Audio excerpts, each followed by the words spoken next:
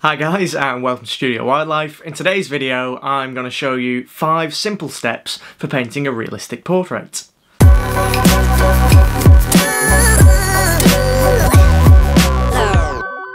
So last year myself and Amber decided to paint portraits of each other. So you might have already seen my painting of Amber already. If you've not, I'll put a link down to that in the description below. I thought I would show you Amber's process of painting the portrait of myself. I mean, what better portrait to paint than this handsome face?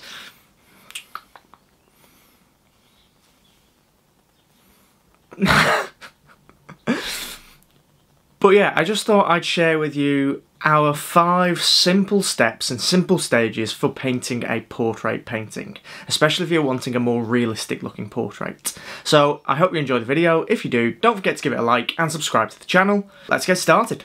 The first step when painting a portrait is actually made up of 2 stages, the drawing and the underpainting. So for now, let's just group them into one stage called the sketch stage. When starting a realistic portrait, it's important to start with some form of drawing. This doesn't have to be done in pencil, it could be done in paint, and it doesn't even need to actually be made up of lines. It could consist of shapes and structures of colour and value. The role of the drawing is to establish a solid base or a starting point for your painting. Getting this drawing stage right makes it much easier to actually work through the later stages when you're creating a portrait painting. When we are creating a portrait or doing any sort of realistic painting in general, we are actually focusing on 3 things: proportion, colour and value, so how dark or how light an area is. Even for professional artists, and I am nowhere near considered a professional artist, Amber is, but that's another story. Doing all those stages at the same time can be quite difficult and it can actually be quite confusing. So it helps to split your painting up into different stages.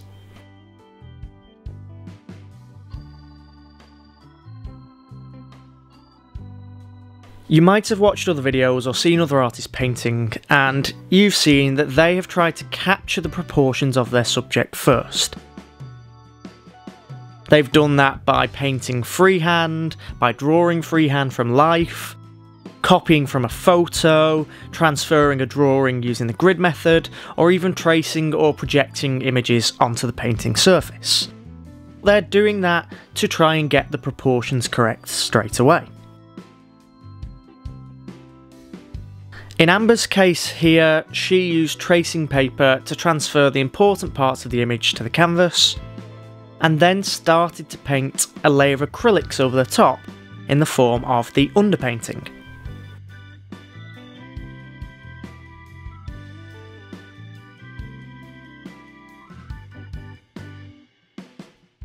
After doing the drawing, some artists actually choose to move right into the colour and jump straight into the body of the painting. As you start to understand colour and value a little more, this might be the route to take, but for myself and Amber, we actually prefer to create what is known as an underpainting.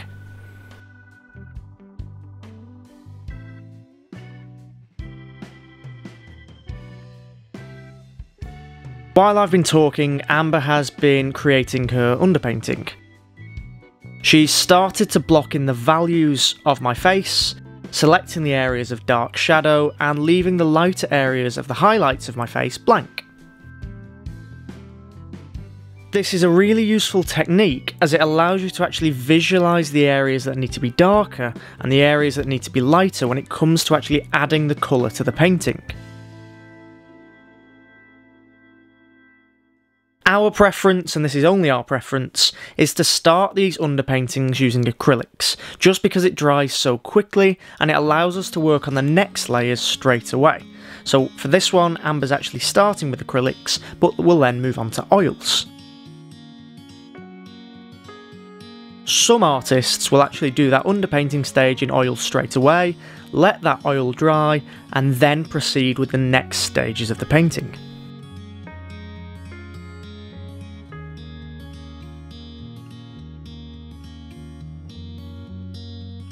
This brings us nicely to step 2, the blocking stage. This is when we start to add colour to our painting. My biggest tip for this stage is to start with the most difficult things first. This doesn't necessarily mean the most complex part of the painting, but the things that you personally find most difficult. For myself and Amber, we tend to start with the hair when painting a portrait, as for us this is actually the least enjoyable part. And of course, the parts that you don't actually enjoy as much are always going to be the sections that you find the most difficult to complete. Starting with those less enjoyable sections means you spend more time and care on them rather than rushing through them right at the end of the painting just to get them out of the way and get the painting finished. To create a truly great painting, each section of your work must be treated with equal amounts of care and attention.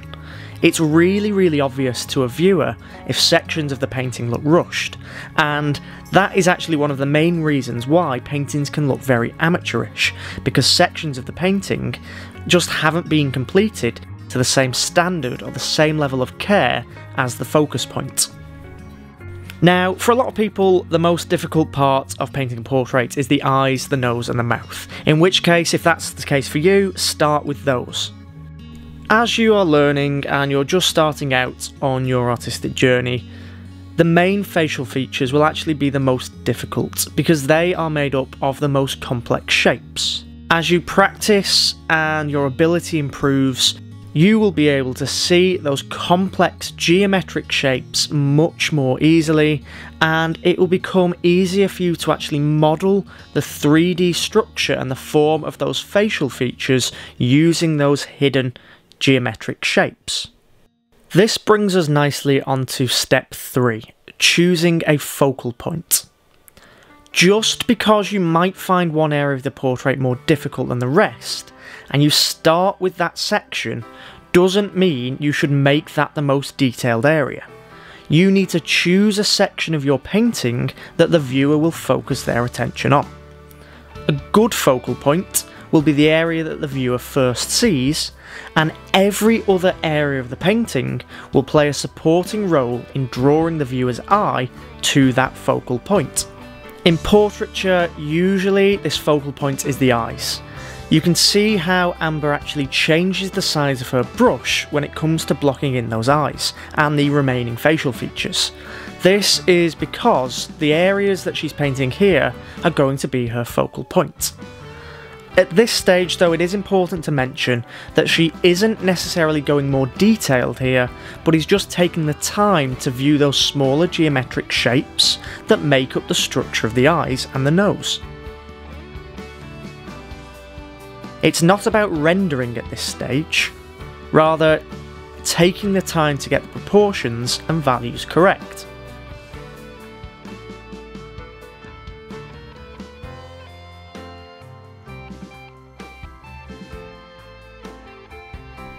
Just to reiterate, as most artists will also tell you, it's really important to start with the most basic shapes and structures first in order to build form, and then leave all of the details for later in the process.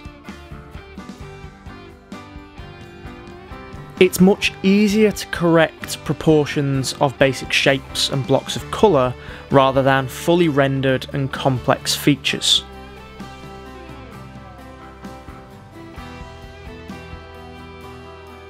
The blocking stage and choosing your focus points isn't about rendering. It's about focusing on the difficult areas first and paying more attention to your focal point, which isn't the same thing as adding details to a painting. As this painting was done in oils, I advise letting your work dry before moving on to the next stage once that blocking is completed.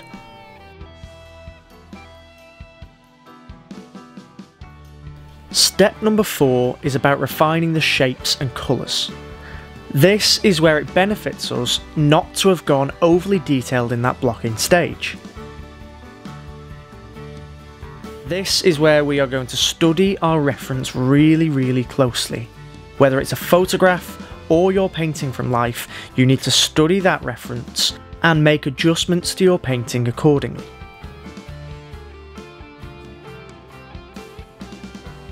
It's in this stage that we can finally start to focus on the detail. We need to scale down our brushes here and look for even smaller shapes and structures within our reference.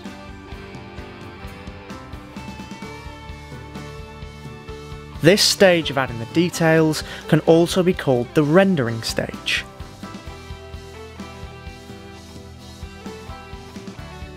This is the stage where the hairs, the pores, or the wrinkles of the face could be added.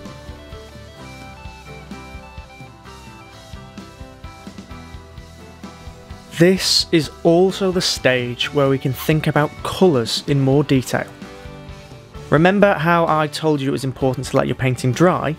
This is because we can very easily adjust our colours using a technique known as glazing. We can use very thin, transparent layers of paint to make slight adjustments to the hue, saturation and value of our painting without disrupting the forms that we've already created in our blocking stage. I have a full video explaining the entire glazing process, which will be linked in the description below, so make sure to check that out after you've watched this video.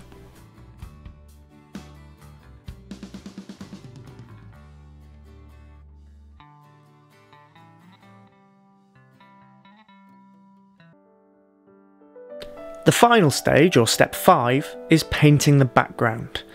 This step, again, is actually split up into 2 smaller steps. It's about painting the background, but also adjusting your painting with final details to make sure it actually fits with the background that you've created for it. Painting the background towards the end of your painting, so in the final stages, has a major advantage over painting it early on in the process. It makes it much simpler to make your subject look like they belong to that background, they belong in that environment, rather than just being painted on top of it.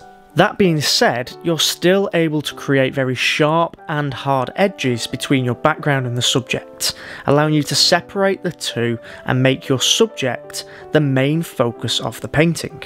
You don't actually have to leave the background until the very end of the painting, but rather paint that background as if it was part of the portrait. Work on the subject and the background at the same time so that they flow together. You're trying to create a believable environment for your subject to be living in, and as such, the colours and values that you see in your portrait will be shared between your subject and your background. The final part of this step is about taking that even further, so it's about fitting your subject into the background space that you have created for them. If you're going for an abstract look to your painting, then leaving the transitions between the subject and the background as crisp, sharp, hard lines might be the effect that you're going for. But for a more realistic effect, you need to soften some edges and add in final transitionary details such as wisps of hair and eyelashes. Truly great and incredible paintings are ones that have been well thought out. And a painting that has been well thought out consists of many different types of edges, both sharp, hard edges and softer, more blended edges, and all of those edges work together to force the viewer to study your painting.